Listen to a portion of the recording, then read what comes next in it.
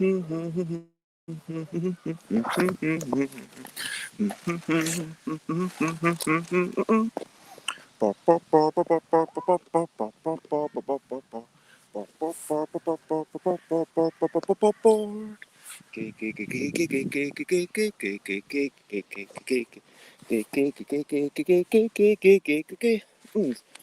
games, board games, it's what I'm talking about.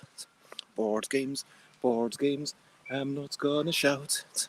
I am starting off this streaming with a little bit of singing. And today I am out in the park, and there are some kids having a lark. They're playing football over there. I don't often see the ball being kicked into the air, but they're having good time, and that's a good game. Football, football, that is its name. Anyway, today I'm talking about yesterday's event at Walthamstow. That was a lovely place where I was invited to go. I went to Walthamstow and then I showed some of my games. Kitty Cataclysm Man, some things for the L deck, and there were other things with longer names. Games is what I'm talking about. Games, I'm not gonna shout. Hello and good morning, good afternoon, good whatever it is, wherever you are, and I hope you're having a generally good day. And hello, CD, lovely to see you. Thank you for jumping in. Which post was that? Was that the post about my laptop being broken? Because if it was, then that is part of the reason why I'm outside. I have this wonderful device that I bought actually for conventions, but I've plugged in my phone into it and it will last a long while, and I get to sit outside and go onto the internet. So yes, I'll be kind of on the road. I can report that there's a tiny squirrel over there. I don't know if I can get the squirrel in the shot. Oh no, the squirrel's gone. And also, Pedakin, thank you for following. It is lovely to have you join us. And yes, today I am going to be talking about Walthamstow Market, which is a place that I went yesterday. I was invited to go as an artist, which is a real privilege. It's the first time that I've actually been invited to go to an event. Yes, Dave Weatherall did also invite me for the November thing, but like, yeah, and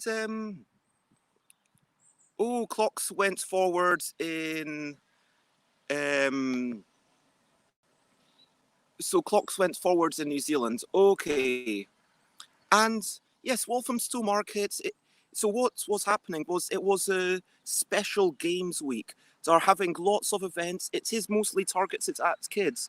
So if you're an adult, if you're above, frankly, the age of 13, a lot of the stuff you just can't get involved with, which is slightly sad, because they've got all sorts of stilts that you can walk on and games that you can play, but a lot of them were only suitable for the younger children. Having said all that, it was a very child-focused affair. There were a lot of maybe 6-year-olds and 4-year-olds that I got playing with my games, and there were also a bunch of adults who had lots of fun as well.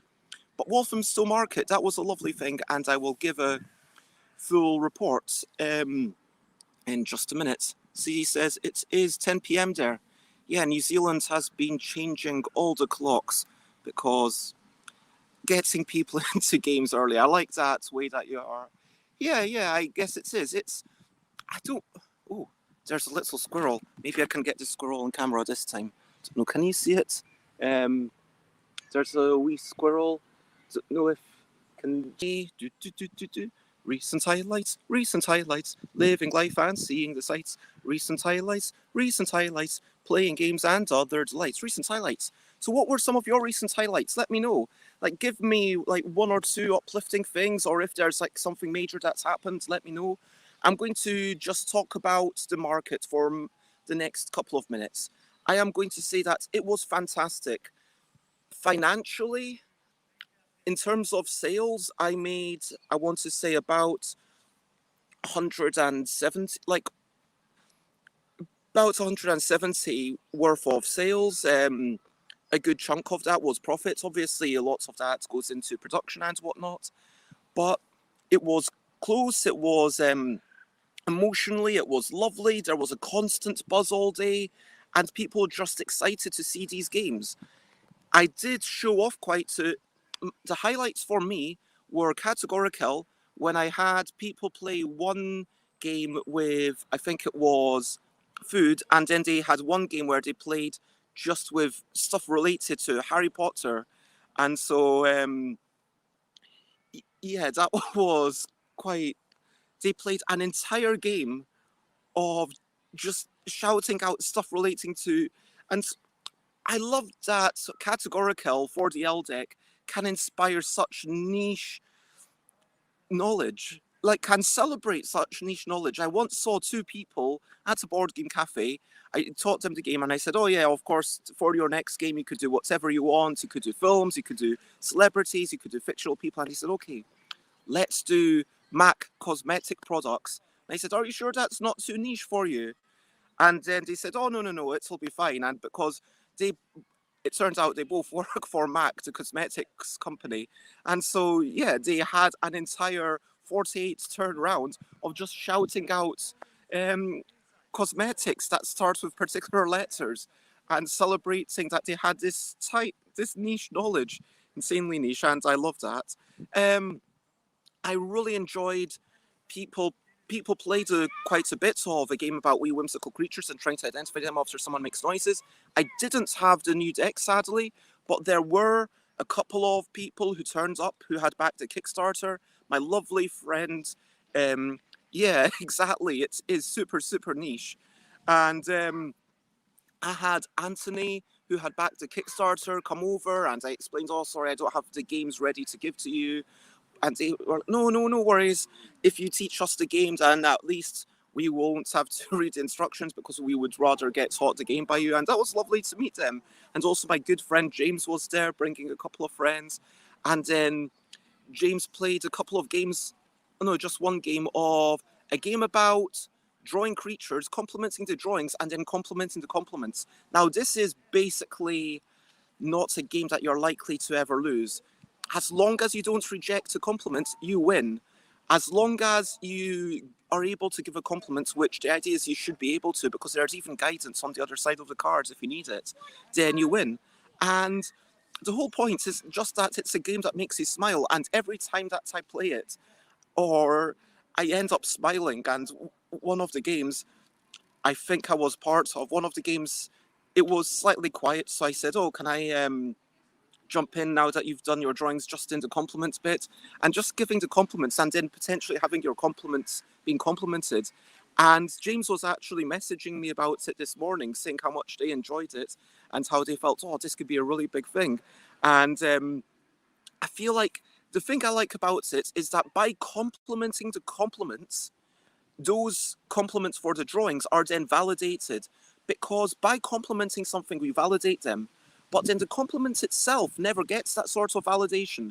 So I think it reminds us that the compliment itself is something with immense value and something that we would do well to share more of, to share more compliments. And then even though it isn't competitive, there is this emotional competition where we think, oh, can I say something clever with my compliment? Can I talk about something that will resonate with them? Can I give them such a good compliment that mine will be one of the compliments that they then compliment? And that is a kind of, yeah, it's like interesting way that it turns out. So if you're a competitive person, you want to give a really good compliment, which is a really nice thing. And so I'm really proud of that. Anyway, that one's going to go to, there will be a print and play of it in the very near future for everyone who backed the my most recent Kickstarter. And then what else did I play? Oh, we played all the games. We played Kitty Cataclysm. We played a round of Yogi. We played a bit of Wibble, and I taught couple. And yeah, we even played my newest thing. My newest thing is and thank you, CD. I think it's important when you're designing something, when you're doing something creative, to be mindful of the ramifications of how one small rule change can change everything, about how the design affects our experience, because it is always about that emotional experience. By the way, a magpie just flew by me and now it's sleeping onto the grass, but it's too far away to show you. But yeah, I think it's important to be mindful of these. But thank you very much for the compliments. I really appreciate that, because that's something that I strive to do. Um, but yeah, we also played a game about grabbing creatures that are totally different and watching out for turnips. Now, in the past couple of weeks, this has changed quite a bit. I played it on Friday 8 days ago, and I tried three very different versions, and one of them was inspired by my own game for the L deck, Grabble, of everyone doing it at the same time. Now, everyone doing it at the same time, rather than each turn being a race to do this, a race to do this, a race to do this, that means that everyone's able to get more involved. And David Brain said that was the only version of the free that they would play again for pleasure.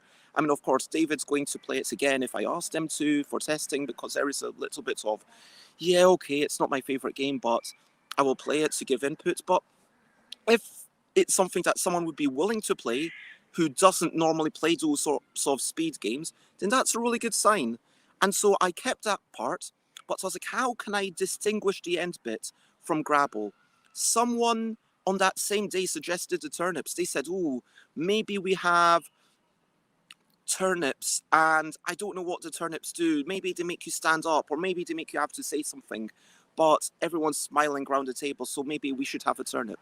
And in retrospect, I think what we needed was something quite mundane, because whilst the turnip, it's round, it's obvious, and all the creatures are quite fantastical. They've got weird eyes and bodies and leg things or tails, and I think that whatever it was, just that juxtaposition between the creatures and the turnips.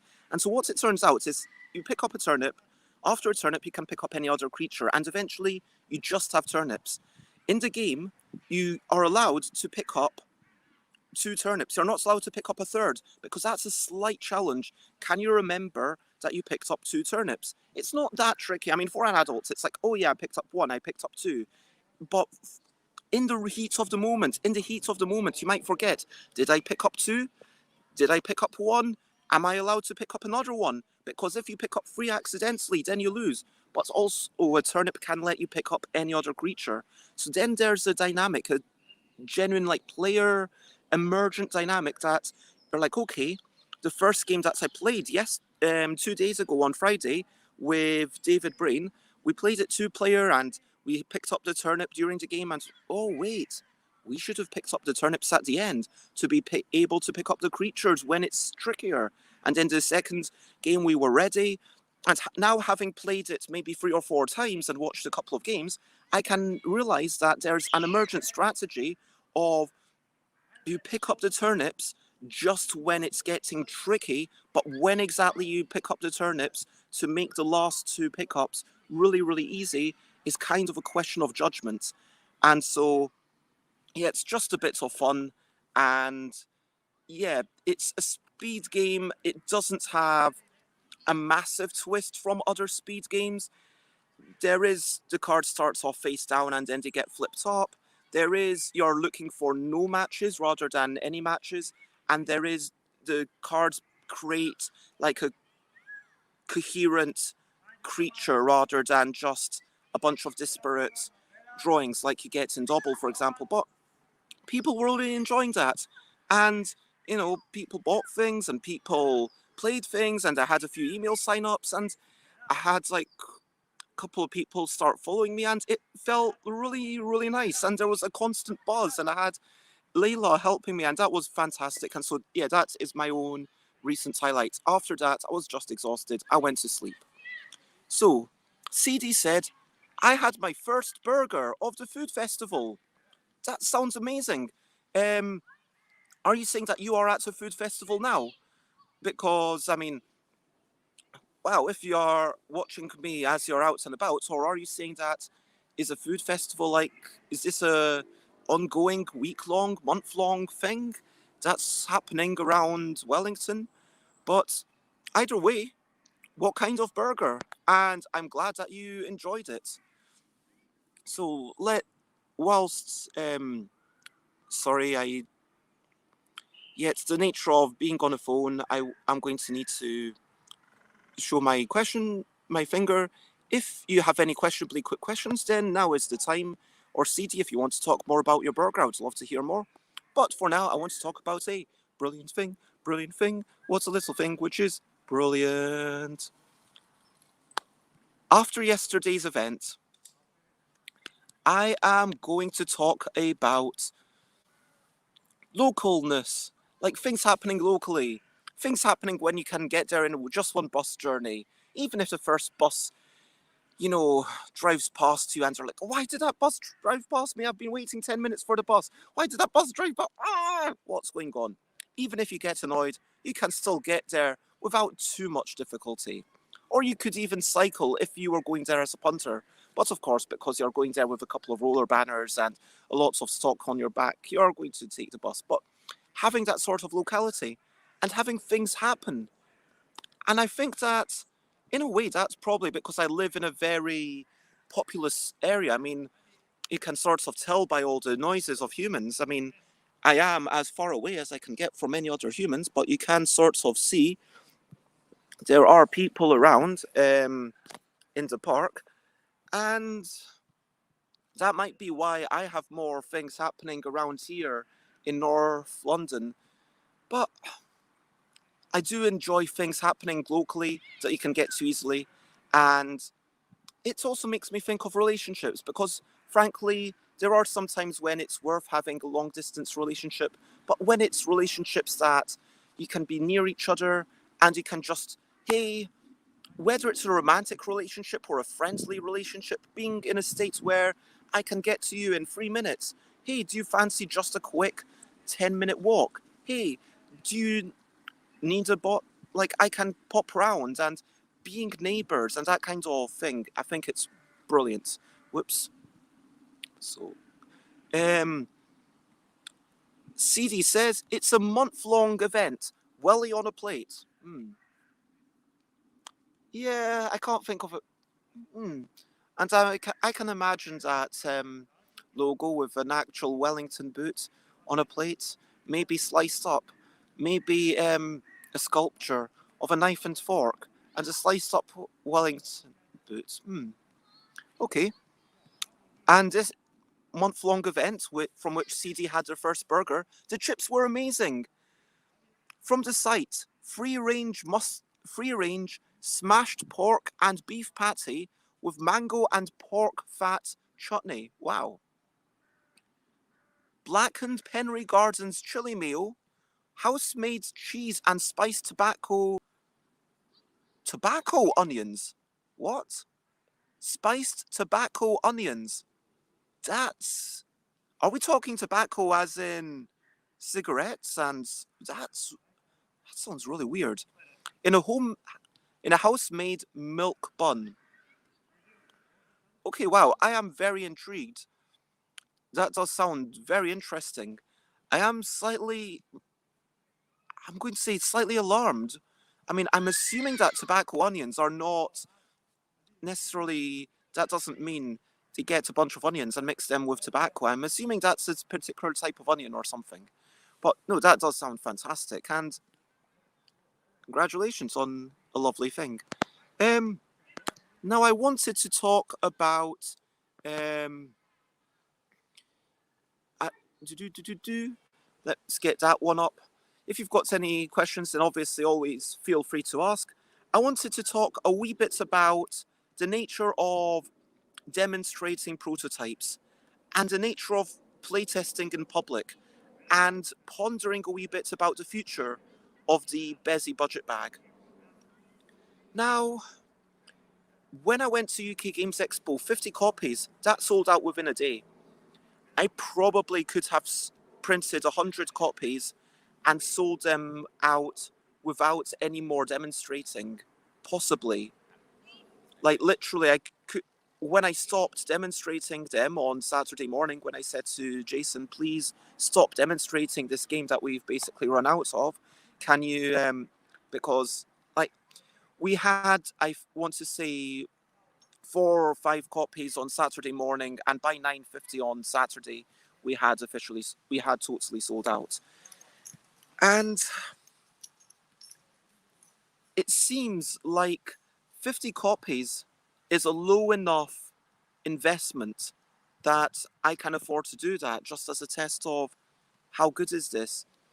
Because I was also demonstrating yesterday a couple of times a game about frantically counting colors and shapes. And the thing is that after people were loving these games, they were saying, "Oh, this is really good. How can I buy it? How can I get it? Um, oh, when is it coming?" And there were like, obviously, a game about wee whimsical creatures and trying to identify them after someone makes noises. Um, that's on its way. I've done the Kickstarter, but the other games, yeah, it's why was I not selling them? Why would it have? Was it worth me even showing them off at all? And sorry, CD, like, yeah, thanks for the admitting the ignorance about the tobacco onions. There might be something I look up later, or I might not. But anyway, glad you enjoyed that burger. But back to the notion of these prototypes. I want to talk about the value of playtesting with complete strangers just walking about the park on a sunny day. With In a Bind, which was my first ever published game, now known as Yogi, so please don't look for In a Bind, look for YOGI, which is the republished version. I walked around Parliament Square, which is a place just outside the Houses of Parliament. It's about 100 metres away, maybe a bit less, I don't know. And what's going on there? I see something flickering out of the corner of my eye. Ah, something's attached itself to my glasses. Anyway, um, so I went around there. I went to a pub. I went to a few pubs and just said, "Hey, did you? Are you up for me showing you a fun, silly game? It takes 10 minutes at most to play." And people are like, "Yeah, sure, I'll try it." And that was really good. That was validating. I learned a lot from the people. I learned what they would enjoy. But at this point, I feel like I have enough of a following that, sure, there's potential for me to make a mistake. I don't think I'm infallible. I'm not like, oh, I am a goddess. I'm everything I make is amazing. But if I'm at a point where I think this game is worth showing off at a public market like this, it feels worth printing the copies and then making them, because these aren't people who were super excited by my brand new thing, saying, "Oh, Bez is showing games from the future." Part of it was that I didn't know what kind of audience it would be. I think that I could have entertained all of these people just with Kitty Cataclysm, Yogi, and the L deck, because there are enough games for the L deck that we could have played Grabble and yeah, Couple for someone who wants something slower, or Wibble, or all sorts of things. Having said that, there was like one group that they played a game about grabbing creatures that are totally different and watching out for turnips, and they came back with 5 of their friends, and then they ended up playing like five, a whole bunch of different games, and then they ended up spending like, they were probably responsible for about more than a third of my sales on that day. And so, was that first prototype something that excited them and made them want to come back for more? It might have been. But for my next event, which is going to be Dragon Meet, even if I don't have time and energy to run a Kickstarter and get these games to everyone who might want it, if because in my mind, I have been thinking the Bezzy Budget Bags are a way of saying, here's an idea, I want to get it out into the world. And with my last Kickstarter, it went really well. I am really blown away still by how well it went, like 851, something like that. And every time it was like, boom, we're going to do this. And because of those people, that is why I've got this new game, a game about drawing creatures, complementing the drawings, and then complementing the complements. And next time it'll be like, okay, with this thing, I will do some more stuff, and I'll keep on doing some more stuff and more stuff and more stuff. And maybe it won't be every 100 people. But maybe some of the things will take more, um, hundreds. Like it'll be like, yeah, if you want me to do a totally different game, it will be like multiple coins, or I don't know. It might be like, okay, 50, every 50 people is 1 coin, and most of the things cost like 2 coins, but then some of them, they cost like 3 or 4 or 5 coins. I don't know. Maybe I'm gamifying it too much, but it just felt like it really worked well. But then, was it good partially because it was the second edition? And I think it might have been. And I think that before I make that big push for the second edition with, okay, I'm potentially going to do 500 or even 1,000 copies, which still blows my mind that I'm going to print 1,000 copies of this game. And I'm going to publicly say that, yes, I am talking with Vagard, who's based in Poland, to ask them to, not for this one, but for future Kickstarters, to do all of the logistics and printing and fulfillment for me. And I will do carbon offsetting for the shipping to America or distant countries. But I understand that using the pricing structure of Poland, I will be able to ship things around the world for a manageable cost. And that will be quite exciting. And it will be actually cheaper than getting it printed from the game crafter and then sent to the USA. It would be cheaper for me to print in Poland and get it shipped from Poland to USA, which is kind of alarming, I might want to say, or mind-boggling. I don't know the right adjective. But, I mean, am I the only one who finds that surprising? I'm sure, like, you you find that surprising as well, right? Anyway, of course, there is the emotional payoff, and thank you very much for sharing in that joy. Yes, I am having fun with them, and I am enjoying that. Just let's make the thing and let's um, have the thing ready. But I think, if nothing else, I shouldn't have been prioritizing them. I shouldn't have been saying, when someone comes by, I shouldn't have been saying, oh, would you like to play a game about grabbing creatures that are totally different whilst watching out for turnips, and imagining that this person would be so enchanted by the name of the game that they sit down and play. It might have been the correct call for this convention because I didn't have any of my new Bezzy Budget Bags for sale. But what I am thinking is that in time for December the 4th, I want to say, like, so for anyone who's wondering, my last Kickstarter, I have sent it to the printer. The printer is sick. It is a very small scale production. So it is one of those situations where one person getting sick does, they are in hospital just now. They will hopefully come out. And once they are out, the games will come to me, hopefully. The stickers will come to me. The stickers, they have no excuse. And the business cards, which are the compliment cards, they're not really business cards. They just say, you're brilliant, keep it up on the 2 sides. And why haven't they come to me? There's no excuse. I'm going to chase up those people but I think it's just the way that delivery around the UK is really weird. But, yeah,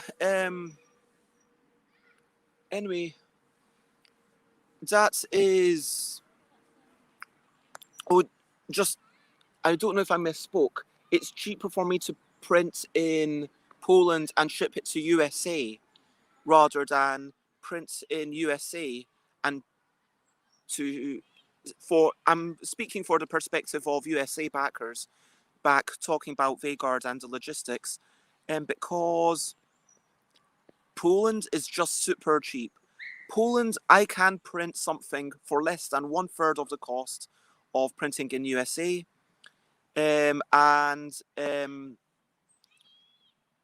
USA Game Crafter cost for 54 cards is about triple what it costs me in the UK. UK is marginally more than Poland.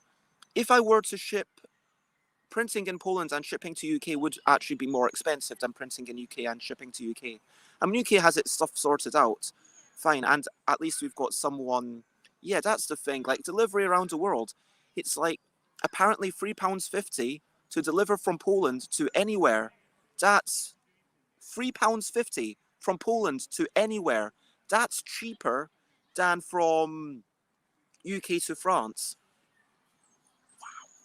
Wow. Anyway, so that is what I'm going to be doing, not for this Kickstarter, but for future things, for like, so I can potentially take it. Yeah, exactly. Like Game Crafter, the cheapest thing is £6. $6. What? Sorry, $6. $6 for one deck of cards. $6 is a really expensive price for a deck of cards. Over here, if I wanted to print just one, it might cost me like £2.50.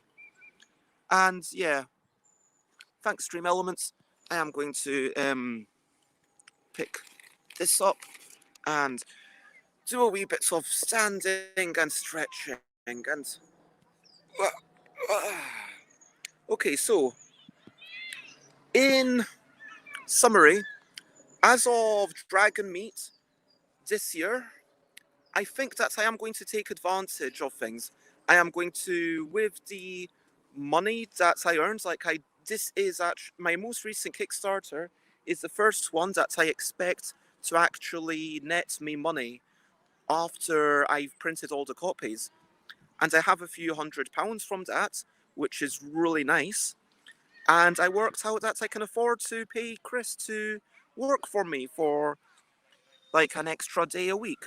So if Chris is working for me 2 days a week, then maybe one of the days could be about marketing and the LDEC stuff and general stuff that needs to be done. And then the other day could be focusing on the Bezzy Budget Bags. Let's try and get the next Bezzy Budget Bag ready and the one after that.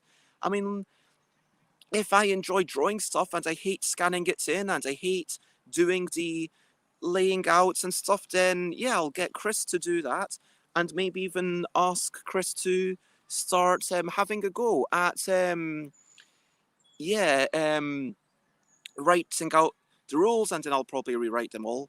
But yeah, it would be nice for me to, whilst I love the design and I love doing the art and I love doing the development, the rules writing is just something that I feel like I have to do, and everything else is something that I have.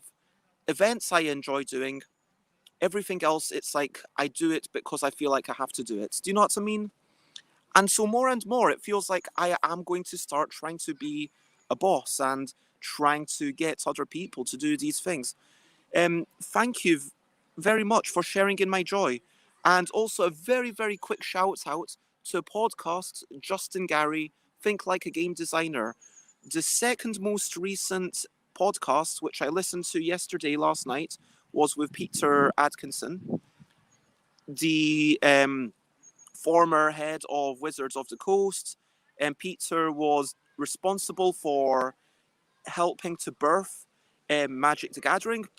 The story is that Richard Garfield went to Peter and said, "Hey, I've got a game. It's called Robo Rally." I think it was actually called Robo Rally at that time. And there's all these pieces and they run around the board. And Peter said, "Oh, that's a bit expensive. We can't afford to do pieces and fancy stuff like that. We can't do that. But we can do cards.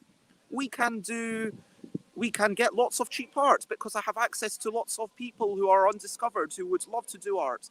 So if you have a game that's maybe a quick card game that people can play in between sessions of Dungeons and Dragons, then I would print that."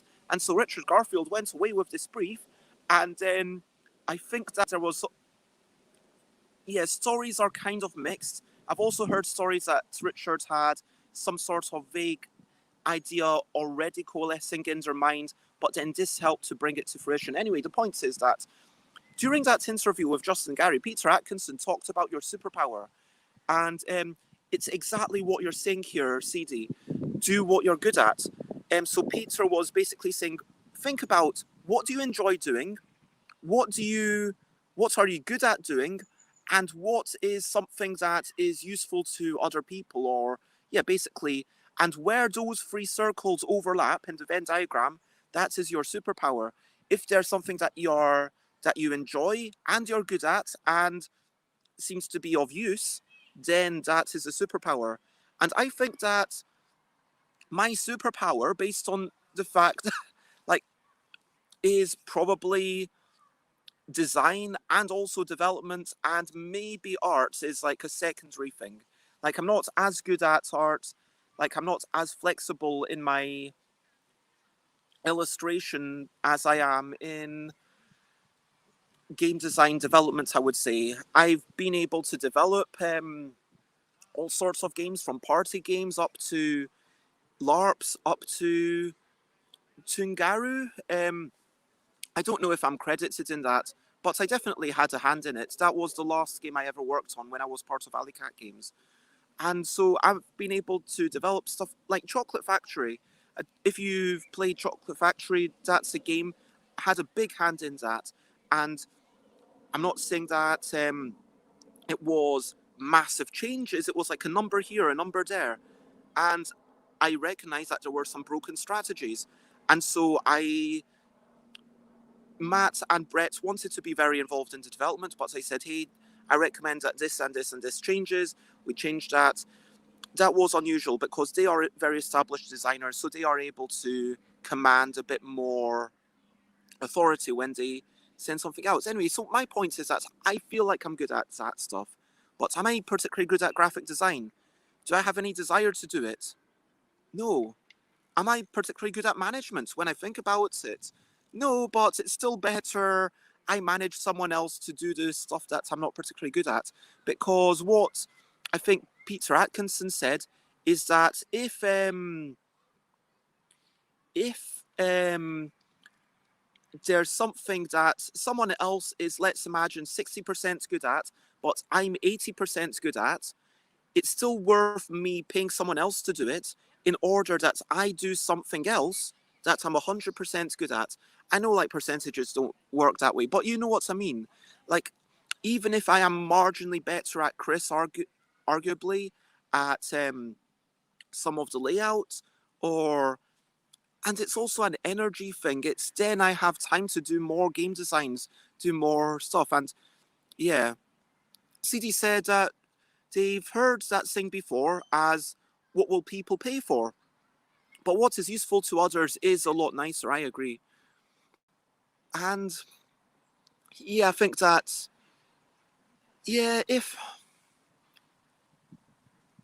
I think that, yeah, it does come down to, that's the sense of what is useful to others, what is useful, what has that, what is functional. But anyway, that is that. I'm thinking that hopefully between Essen, between the time that I come back over the course of November, yeah, maybe all three of these games, a game about grabbing creatures that are totally different and watching out for turnips, and a game about frantically counting colours and shapes, and yeah, maybe even a game about even though that game about um, drawing creatures, complementing the drawings, then complementing the complements, that feels a bit less refined. But it feels good enough that I could say, yeah, you know what? Let's do it as a half deck, and it might even be an even more budget Bezzy Budget bag. It might cost £4 rather than £5 or £3. I don't know, and it's only 27. But if you're skedaddling, then thank you very much for the chat, CD. It is about time for me to wrap up anyway. I have been going a wee bit longer than I usually choose to. So, thank you very much. I will enjoy the nice weather and I hope you have a lovely sleep. Now, at this point, I always like to ask, over to you, what are you up to? You can share, but only if you want to. After this, I am going to sit here, I am going to read a couple of chapters of my book, and then I'm going to go back indoors and, yeah, eat breakfast at some point and have a chilled out day of reading books. Today, we talked about Walthamstow, we talked about amazing burgers, we talked about print on demand, we talked about the nature a little bit, just having a bit of a ramble. I mean, these very much are blethers. I think Briefer Blether is a good way to put it. These are not, I've made a bunch of notes, we'll talk about things. These shows are very much blethers about testing things and about the nature of the Bezzy Budget Bags and the fact that when you show off something and then you could have spent that time showing off something that someone could have bought. Because if someone's like, hey, I really love that, can I buy it? And you're like, no, you can't buy it. That's a slightly sad moment because they really wanted to buy it. I would have liked to grab some money off them. I mean, yeah, it is a commercial world. But yeah, and then that was it. And if you want to check me out, I am Stuff by Bez everywhere. I am going to be streaming every day at 10 a.m. UK time. I'm going to delete my Tuesday afternoon and also my Tuesday evening streams, I think, probably. But thank you, everyone. Feel free to share, spread the word. If you want to have any future topics, then feel free to suggest one. For now, the only thing left for me to say is bye, bye, bye, bye. This is a goodbye song. Bye, bye, bye, bye. Thank you for watching along. Bye, bye, bye, bye. This is the end of the show. And bye, bye, bye, bye. And now it's time to go. Bye, bye, everyone. Night, night, CD. Sleep well.